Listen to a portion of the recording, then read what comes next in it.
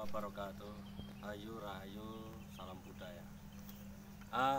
Perkenalkan, saya Ki Suryo, biasa dipanggil Ki Suryo. Nama panjang saya Ki Suryo Ningrat.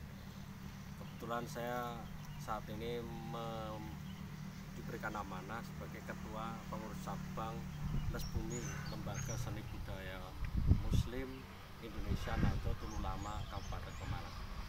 Alamat saya ada di Desa Blimbing, Jalan Raya Desa Blimbing, RT 2 RW 2, Kecamatan Ampel Gading, Kabupaten Pemalang. Untuk profesi keseharian saya selaku seniman pedalangan, juga alhamdulillah aktif nulis keguritan, sering memberikan edukasi tentang kebudayaan dan mitos, dan banyak lagi yang kami sampaikan kepada masyarakat tentang sejarah-sejarah lokal yang ada di Kabupaten Pemalang.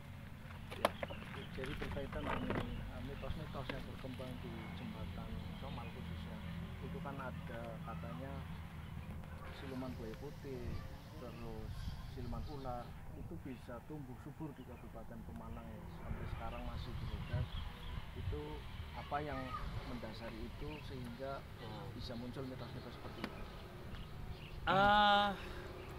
Belakangan ini ramai dibicarakan di medsos dan orang bicara tentang mitos, tentang misteri Kali Comal, khususnya di jembatan Kali Comal.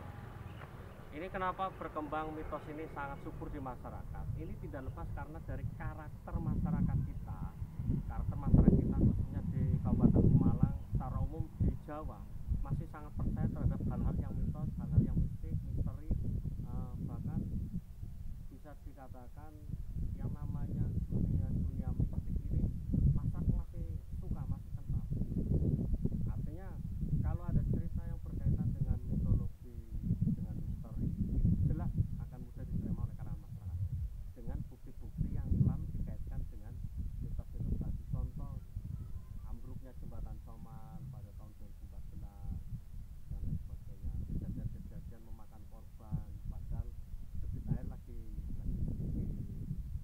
Terus masalah kita juga masih sangat kental dengan kebudayaan contoh Slametan, Taulinan, Kendurenan, Barisan, Mertisis, dan sebagainya. Jadi tidak mustahil kalau ada cerita mitos, misteri berkaitan dengan siluman. Apalagi Kali Comal sendiri sudah terkenal. Kali Comal itu adalah kategori sungai alam karena bentukan alami, panjang kurang lebih 120 km dari Gunung Slamet sampai hilir di muara Desa Blendung. Maka tidak heran kalau masyarakat disuguhi cerita-cerita mitos ini sangat menerima. Adapun menurut saya tentang mitos ini, siluman ular, siluman buaya, ini leluhur kita menciptakan cerita ini, saya kira dalam rangka untuk menjaga kelestarian alamnya. Sekali lagi, menjaga kelestarian alam karena sangat percaya dengan dunia kebenaran itu walat. Kalau berbuat baik dapat berkah, sehingga dua hal ini masyarakat akan selalu diikuti.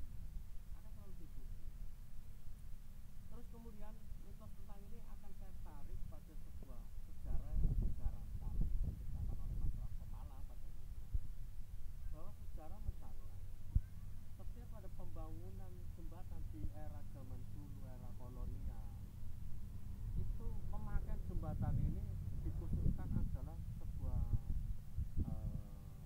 monopoli perdagangan mereka yang membangun jembatan itu, sehingga praktis akan membuat cemburu kaum pribumi.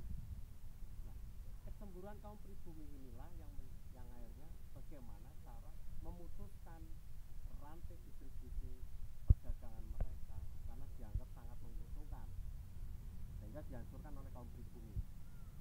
Berkembanglah hancurnya jembatan ini, kebetulan karena masyarakat juga takut terhadap kolonial, takut mati dan sebagainya. Akhirnya kejadian ambruknya, dihancurkannya jembatan zaman dulu, kretek zaman dulu, ini dilakukan secara sembunyi-sembunyi, sehingga masyarakat ditarik pada hal-hal yang mistik, bahwa ini karena pertempuran antara siluman ular dengan siluman buaya putih, dengan penunggu yang ada di kanan kiri daratan bantaran di Sungai Comal.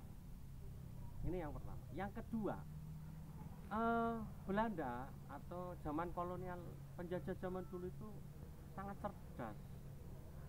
Sangat cerdasnya untuk menguasai suatu kaum atau bangsa atau kelompok masyarakat ini dengan cara menjauhkan orang-orang yang punya pengaruh terhadap masyarakat dengan dalil dan tujuan supaya masyarakat ini tetap bisa dikuasai, dikukui, dan tetap bodoh. Kalau ngomongin ternyata tetap bodoh, maka dijauhi. Ini yang berikutnya berkaitan dengan pembangunan infrastruktur yang dibikin oleh kolonial ini. Hal yang paling aneh itu adalah kenapa bangsa asing ini yang menjajah di negara kita, di Nusantara ini, selalu membuat infrastruktur ini dibarengi dengan kerusakan, peninggalan sejarah, khususnya tokoh. Kali ini khususnya tokoh, baik para wali, ulama, maupun tokoh-tokoh yang lain yang sangat dikagumi dan sangat disakralkan oleh masyarakat. Jadi tidak heran ada suatu makam situs sejarah yang punya nilai yang diyakini masyarakat, dibangunlah infrastruktur, baik pabrik gula, pabrik spirto, dampar sepur, terus jalur Dendles ini dan sebagainya. Karena Belanda tahu di situ ada yang disarankan oleh masyarakat, akhirnya ditutup. Dan masyarakat kenapa mau? Karena dengan logika pembangunan, sehingga masyarakat dengan mudah menerima atas nama pembangunan infrastruktur. Maka dari itu, buat masyarakat Pemalang pada khususnya, saya pribadi ingin bahwa masyarakat belajar tentang sejarah. Jangan pernah sejarah apapun, baik buruknya, tetap kita pegang teguh sebagai tuntunan kehidupan bermasyarakat, bersosial dan berkebudayaan, bahkan berpolitik. Sehingga kita punya tuntunan, punya petunjuk di sejarah-sejarah tersebut, kita mampu memberikan contoh yang baik kepada masyarakat.